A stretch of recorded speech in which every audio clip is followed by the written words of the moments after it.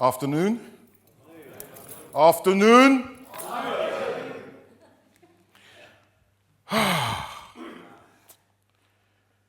Transport. I've got some notes because I want to stay on track. I'm tired and there's a lot going on, and I'm very passionate about all of this stuff. So I know if I don't have a script, I'll go all over the place and we'll be still here on Sunday. I don't want that. So my name is Viv Ahmun. I spent, as Hussein said, I'm an entrepreneur. And it's interesting because when we start using that term, it wasn't a term that everybody else used. You know, now everybody's using it, and you know, I'm less inclined to pick it up. Recently, and I adopted the social entrepreneur bit because I wanted people to know that my passion is in feeding the communities that give me strength. But as I thought it through over the years, I realized, hold on a minute, surely a genuine entrepreneur or businessman or businesswoman would be doing exactly that, wouldn't they?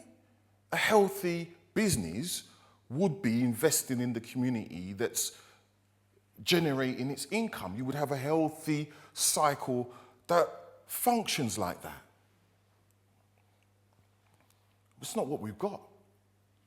Some of the most successful businesses spend all of their time working out ways to suck as much out of the community as possible and give as little back as possible.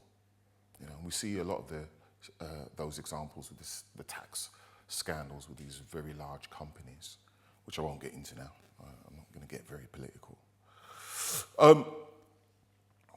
I spent 25 years in the drug and alcohol sector, 25 years.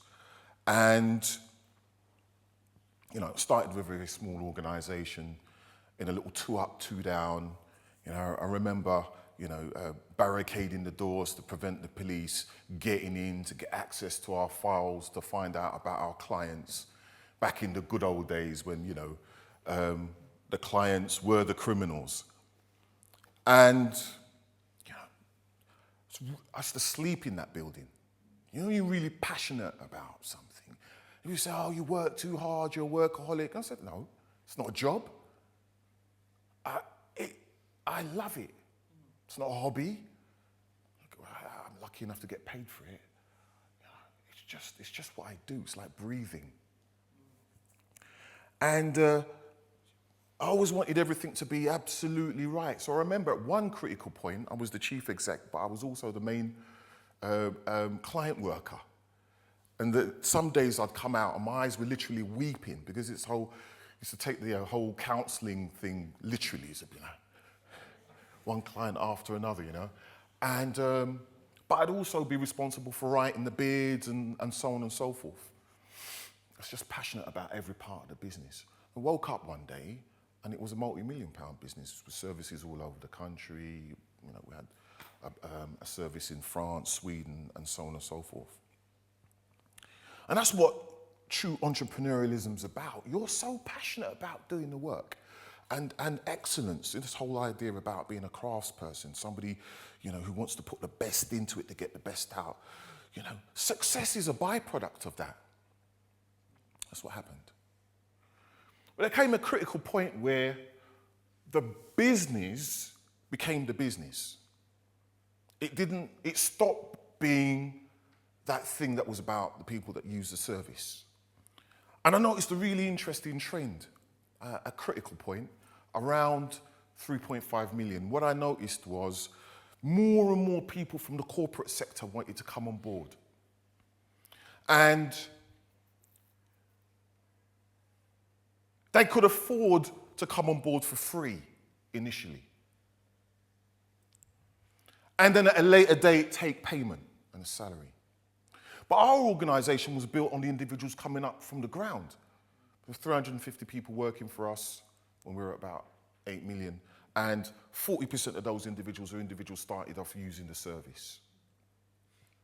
Now, what was happening with this trend is that more and more, let me use it as though it's a dirty word, although I don't believe it is, but I'm just trying to keep it clean. More and more professionals were coming through and coming in straight at the top.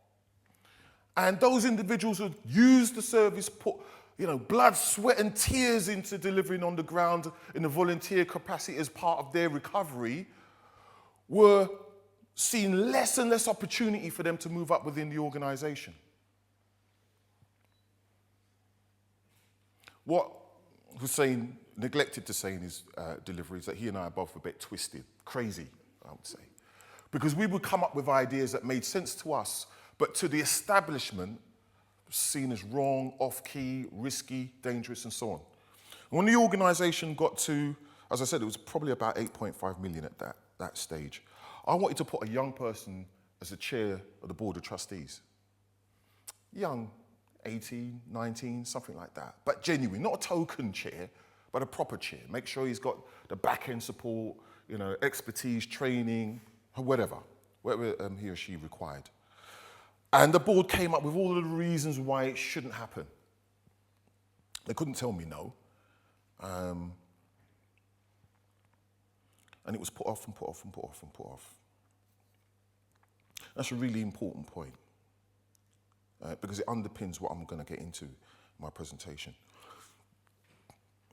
The people with the power say they want to relinquish the power, but in practice they don't. And I think with this whole idea of doing for self, there are lots and lots of institutions that talk about collaboration and empowerment and so on and so forth, but they don't practice it. And this is the critical thing, I think, that we're dealing with. So, I eventually left the organisation and I went to sleep for about 5 years. That's what it felt like. I went to sleep.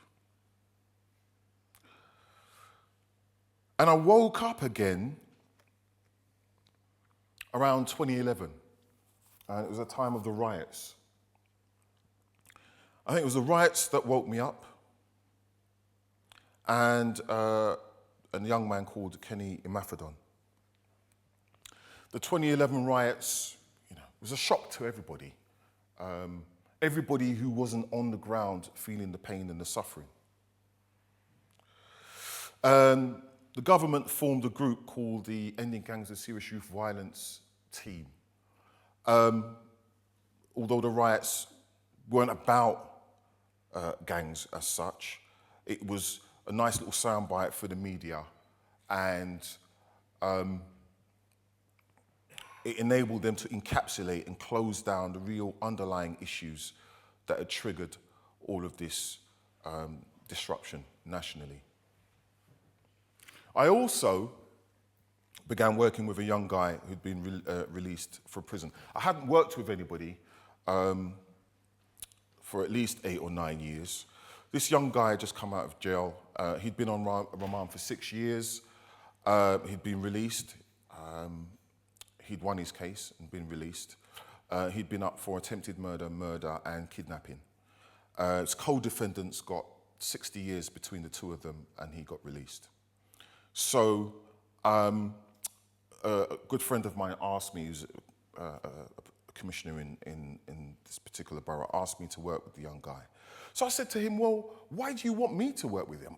I don't do any of that work anymore. And actually, I haven't been working with anyone on a one-to-one basis for at least a decade. Why me?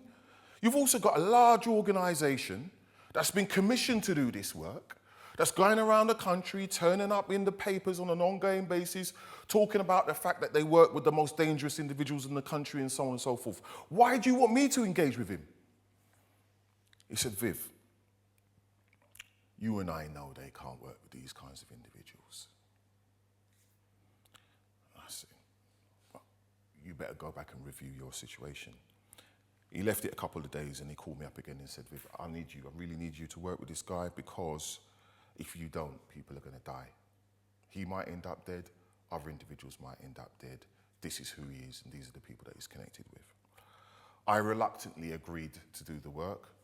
I charged them triple the going rate, which they agreed to. His name was Kenny Emathodon. Is Kenny Emathodon. He went on to produce the Kenny reports, award-winning reports, and he works all over the world now, doing what he does. But let me get back to the 2011 riots. So there was all this hand-wringing after. And this team that was established, which had a core of 40 so-called experts and then a broader group of 149 individuals, were charged with the responsibility of going around the country, speaking to communities in order to find out what had happened, what had triggered it, and how it could be prevented from happening again.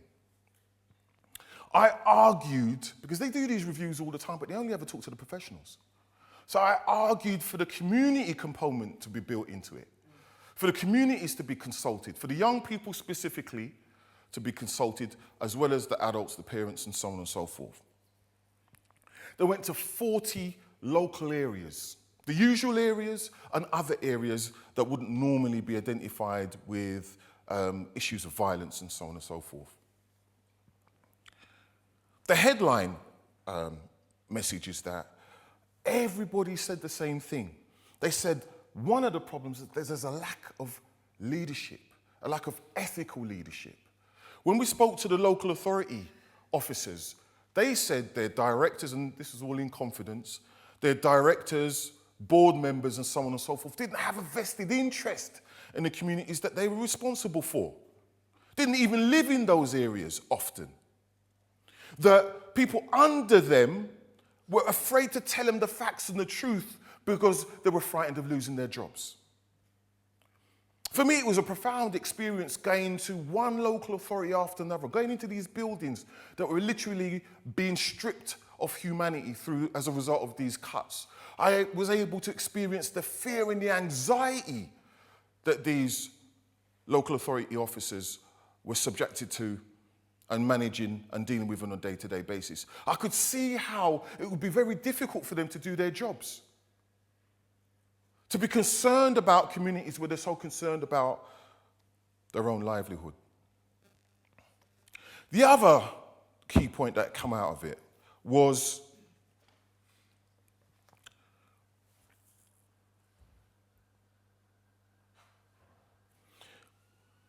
the disconnect, the intergenerational disconnect. When we spoke to the young people, what the young people were saying, particularly within the black communities, was that they felt they'd been abandoned, betrayed, and let down by their elders, by their parents. They said that the so-called leaders had failed to deliver, that the situation was worse now than it was a generation ago for that reason. They didn't blame the police, which was the surprise. They blamed effectively their parents and other elders in the community. And they talked about what I've come to describe as the lack of ethical leadership. Individuals getting into key roles, sitting in key committees, getting access to critical information, but not sharing that widely, using that information and those links for their own benefit. As a result of that work, I was asked to do a specific piece of work, a discrete piece of work, a comparative study between three cities, Nottingham, Manchester, Sheffield, and Leeds. Just to see how things could change. And all I was asked to do as part of this comparative study was give these communities access to information that they hadn't had access to before. Because it was clear just from speaking to people through these reviews that they were unaware of the changes that were coming downstream and also unaware of the resources that were available to them, so they were unable to do anything about it. Even though everybody in those communities, the local authorities, was talking about the importance of community empowerment. They weren't even doing the basics, which is giving people critical information in order for them to empower themselves.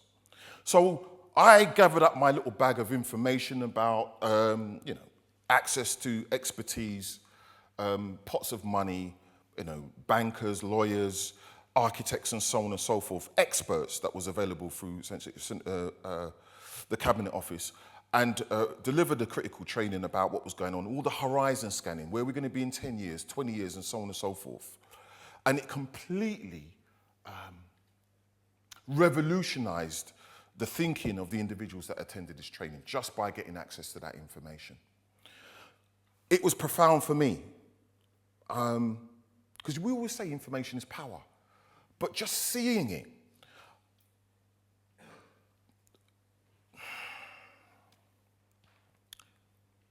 what people kept saying as we were going around is like, we've tried before and it hasn't worked. We try working with these communities and nothing changes. They can't work together, they're always fighting with each other. I call it retrospective thinking. So I look at the failures of the past in order to justify the inertia of the present and the lack of opportunity for the future. Retrospective thinking. What I was able to show is if you give people critical information, I mean the kind of quality information that senior people get access to on an ongoing basis, it changes them. So we were able to put groups of individuals, organizations that had been feuding for decades in the same room and give them the critical information. This is what's happening, this is what's going to be in 10 years' time, and watch them begin to put aside the old feuds and begin to work together. As a direct result of all of that work, I was moved to set up the Choices Consortium.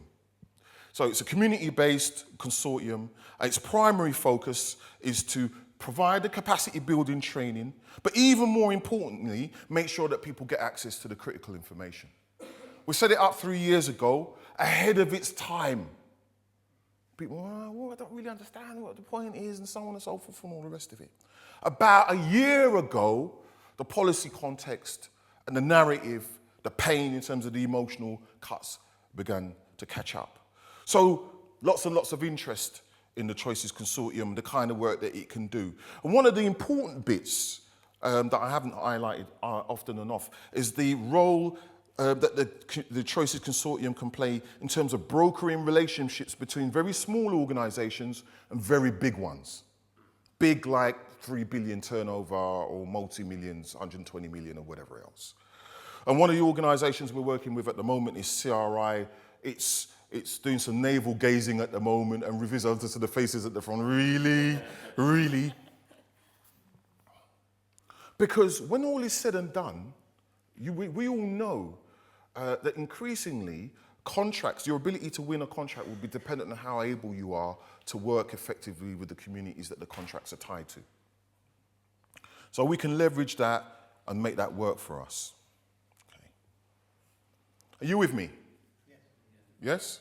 All right. Cool. Because I just want to take you through what I've been up to in the last few years. This year, 18 teenagers have been killed as a result of knife crime in London. 18, stabbed to death, or shot, killed. But that's nowhere near the number of individuals who have been stabbed and shot and survived, what we call the walking wounded, the invisible. Many more of those individuals. And the trauma that causes to them, their families, their friends, and the wider community is there, and it's invisible and not being addressed. So it creates this overwhelming sense of anger and anxiety and insecurity that people on the ground don't understand. They just know it doesn't feel right. All right? In September, that exploded. And I'm saying to people, politicians and so on, we can feel the same feeling we were feeling in 2011. Let's feel it again. There was this explosion of violence. And as a result, I think they were nearly all 17 actually, 5 young men were killed in 3 weeks. Okay? 5 young men in 3 weeks. 7 in 5 weeks. So it was almost like this. And remember, on the street, you're also hearing about the near miss, the shooting, the stabbing, and all the rest of it that's going on. One of the guys who was killed was a guy whose life had been saved by somebody else 11 years ago, who had lost his life saving his life. So you can see the irony in that. 2 of those young individuals were killed in Lewisham. One guy, he was stabbed to death over a drugs deal. He was stabbed to death, and the paramedics turned up. They weren't trying to kill him, they were trying to, send out a message, and they stabbed him. Didn't realise they were stabbing him in his femoral vein. And they couldn't get the jeans off. He had jogging bottoms underneath. He was drenched in blood. They couldn't cut it off. He bled out where he was. He was on his way to the community centre that they're in the process of closing down. Right? Because all of these things are connected, aren't they? Aren't they? Okay, so there's this estate, just the rage and the anger. I get a phone call. Now, I live out near Heathrow Airport. Nice, calm, whatever it is. I get a call from one of the community leaders, mum next door. She says, Viv, you need to come down to the 9 night. Are you familiar with the 9 night? Yeah. Right. So in African Caribbean community, it's the 9 nights of mourning or celebration or combination of the above that run down to the funeral. We're in the UK, it gets a bit tight. You just do the 9th night and forget the rest. Yeah. So they're saying, look, Viv, we need you to come down to the 9th. I said, well, hold on a minute. You've got guys in the area. You've got community leaders. I know some of them. Get them to get down there. Viv, they're either frightened, they don't know what to say, whatever it is, we need you to come down there and talk to the young people. They're going to be there at the 9 night. Anyway, I went down there. I brought one of my, what I call young dogs. He's up and coming along with me. There were 350 young black men in this community hall. The same community hall they're looking at closing down so they could build flats on it and sell them, right? There were 50 women there, mums, 50. There were 9 men, you could call over 35. The guys who run the area, who were referred to as the elders, who were about 25, 26, they were there outside checking who comes in and who goes out. 3 of them had been relocated, so they weren't even supposed to be in the area, but they were there for the 9 night. There were no other elders there, no one of my age, 9 guys. And those 9 guys who were there might as well not have been there. I said they looked like crumpled newspaper in the corner, silent and broken. So I got up and I spoke, and I said to the young guys sitting there, they're all not, it's not impacting me, I'm not interested, and so on and so forth, like this. I opened by saying, look, I want to apologise first and foremost for what's taken place. It's not your fault, you're not to blame. I paused and I said, I'm to blame. And at that point, they all looked up. Really? I said, that's right, I'm to blame. Me and the other elders in the community that have failed to protect you and keep you safe. That's when the phones came on and started filming. And I said to them, if it's the last thing I do, I'm going to ensure that something's put in place to give you the confidence to walk around safely on the street and so on and so forth. Right. I left. There was uproar in the local authority because, oh my God, Viv's come into the area and he's blah, blah, blah. Where were the other people that we've got? The other crafted leaders that we give money to and we give grants to, where were they? A week and a half later, another young guy, because the mum can't afford to bury this boy, right? So she's asking for money. Another young guy, they're all drug dealers are involved in it or associated with it because it's you can't get away from it in that area. So another guy comes down, but he also happens to be from another gang. So he comes into the area, goes into the mum's, she's got little hairdressers, and gives her £300 to contribute to the funeral. But he's in another gang's turf. You with me? You keeping up with me? He doesn't leave straight away. He's hanging around. He's whatever he is. The mum says, look, just go. He gets in the car, drives around once, drives around a second time. The guys in the area have enough of it. They pelt the car crashes, he dies.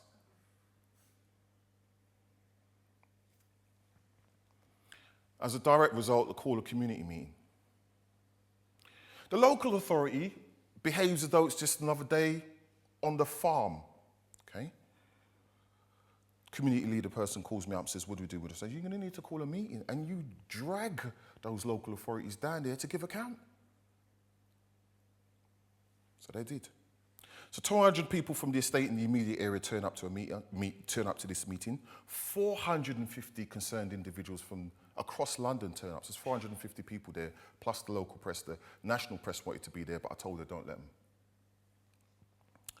Long story short, everybody, because this thing about community standing up and saying what they're going to say, you've got the crying mums, I lost my son 3 years ago, I lost my 3 sons. I mean, some harrowing stories. Guys standing up and screaming and shouting, bad-mouthing the police and the local councillor and the MP up there and all the rest of it. Got a few other people talking about doing for self. Kept coming up, doing for self, doing for self. We've got to do for ourselves. I got up and spoke last. I basically said, I'm going to cut through all of this, and basically said to them, you've been talking about doing for self, why don't you start by doing for self, right? I'll put £1,000 on the table, what have you got to put down? Because at the end of the day, if you're not doing anything, you can't expect these people to take you seriously. Okay. I said, and within the black community, it's got this big thing about trust and money.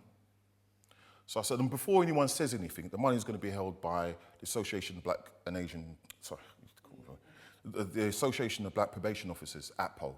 It's the oldest black professional membership organisation in the UK. They're going to hold the money. Anyone got any complaints about that? No, silence. And on the back of that, I said, we can all stop talking, put the money out. I said, what doing for self is social action. It's about taking action for yourself, building the communities, the assets and everything else that Hussein said. That evening, we raised £265. £265. And with the £265, we created a brand which was born out of something that another individual had said about the elders, you need to pull your socks up. So we called it Black Socks. Created a brand and also begun the mobilization training process. The first event takes place on the 14th, and then there's a follow-up event in February of next year. The intention is to do exactly what I'm sure you're all familiar with, which is to get people thinking about how they do for themselves. Set up their own time bank. You know, one of the major issues has been the cutback of youth provision on the ground. Create your own youth provision on the ground. Provide the relevant training. In the community, you have the training.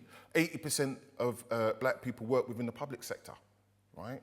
They're at least 40% of the probation and so on and so forth. It's not like they haven't got access to the information and the intelligence. Start using it within your own community. Poor education provision. Establish your own. Build up the relevant intelligence. Hold the schools to account. So that's the process that's beginning to roll out now. And the key thing, because I want to just, because as I said, I'm just giving a count, because this thing is happening even as we're speaking, and maybe next year we're able to talk about where we've gotten up to. In places like Haringey, which is where the 2011 riots sparked off, at that time, unemployment amongst black men under 21 was running at 70%. 70%. You've got to get your head into these figures. 70% means that if you're working, you're not normal. If you're under 21 and black in Haringey and you've got a job, you're not normal. Because the majority of individuals don't work. And the people that are respected and entrepreneurial are the individuals who demonstrate that they're able to not just survive, but thrive outside of the system. So clearly, and when you talk to these young guys, remember we used to work with them before and we say, oh, we've got to sign on. I don't want to. Pride. So enterprise is a critical element of that process of resilience building and asset mobilizing. It's critical. The opportunities are there, but the trust isn't there. The perception is that they're not reliable, they're not hardworking, they don't have work ethic. And when we know, surviving out on the road, you've got to be willing to graft. And you've got to be smart. You've got to be able to think on your feet. You have to be entrepreneurial. So that's one of the other things that we're looking at. Big organizations like Westfields in Stratford that I had a contract with for the last 3 years are desperate to get people in to work in the hospitality industry and retail industry because it's part of the contract that they've entered into. It's the agreement for getting the contract to run Westfields and build it. But they can't get the individuals with the right social skills. So there's a match there potentially in terms of the community, whatever this thing is, Black Socks and so on and so forth, making sure these individuals get the right kind of training. And then the brokering relationship with big entities like Westfields that then enables them to trust that these community entities, Black Socks or whatever it is, actually are competent enough to provide them with whatever they require. The last point I want to add around this is that I know, and anyone who's in the sector knows, there's lots of money around What's this thing about there's no money? This country is the 5th richest country on the planet. There's lots of millions, mate. And this whole privatization process started with the probation service, right? They, by stealth are chopping away at the NHS, but it's worth billions, billions. And those of us who are inside the system see these companies chopping big food, not small food. At the very time probation officers are, wringing their hands over their jobs and so on and so forth, I am coaching consultants that are pulling down £120,000 a year, and they're not bright. No disrespect to them, but they're not. Do you know what I'm saying? Right? So people have been sold a lie that there's no money on the ground. Now what you're saying is there's no money for you. There's money for us. And also the protectionism that's rolling. So people are concerned about the insecurity around employment. So what they're doing is they're directing the money to companies that they feel will look favorably on them at some point in the future. That's playing out a lot. I raised it on the back of my report to the Home Office, and they said, no, you're absolutely right, Viv. We've picked it up as well, but you can't make reference to it. So it's a public secret, right? I'm going to make sure the contract goes to you. You've got no investment in the local area. You don't know the community. You can't deliver the job. I keep thinking work program. It keeps coming into my head, the work program. Perfect example. But we're going to give you the money anyway, because we know that you're going to look favorably on us going forwards. So, to conclude, doing for self is critically important. There's a monetary dimension to it, and I think it's important that people understand that. I think it's an empowerment thing more than anything else, which is why statutories don't really want it to work. They're in a kind of dual mindset. We've got to talk about it because we don't have the money to deliver the service, but do we really want to relinquish power? No, of course not. It's critically important that if we're talking about resilient communities, we have to be then talking about communities engaging and communicating with each other. So even though I've been talking about essentially what's been happening within the black communities and the poor communities within London, it's critically important that those communities, which is what I'm saying, connect with other communities, whether it be recovering communities in terms of drug or alcohol, or the communities up in Glasgow or elsewhere that are coming at things from a purely economic perspective without issues to do with race and so on and so forth. It's critically important that these communities connect and engage with each other, share their skills and their competencies in order to build that strength and that resilience. So I think I'm going to stop there. I'm going to thank you for indulging me. Oh, can I just, a couple of other burning things. It's kind of to the side of it all, so I'm going to apologise. My passion has always been for helping those who are not able to help themselves. So helping those who don't have a voice to develop a voice and then amplify that voice. I love making money, always have done. So let's not get it twisted and confused. It's not about charity, it's about the 360. You can earn money and do for yourself and your community. That's the point, and that's what's broken with this current form of capitalism. You speak to anyone who knows what they're talking about, they'll tell you this model of capitalism doesn't work because it's pulling everything out of the system and leaving nothing else. You have to have it circulating in order for society to be healthy. You can't have a system that pulls all the money out, puts it in private hands, and leaves nothing for those who are less able to look after themselves. That's essentially what we're talking about.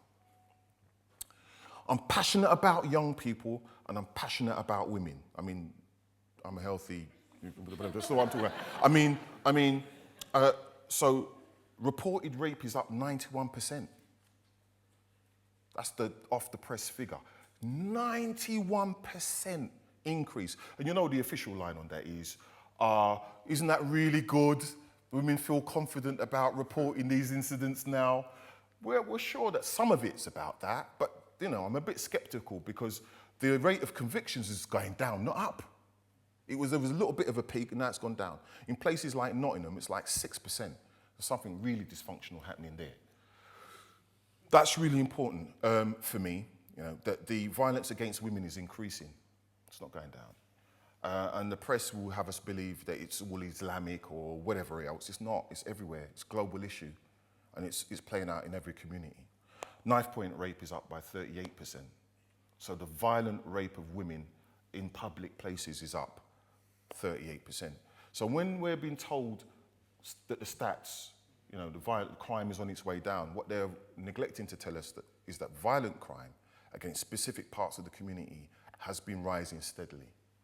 Okay? So doing for self is about us understanding all of this and then taking the appropriate action to address it. Thank you.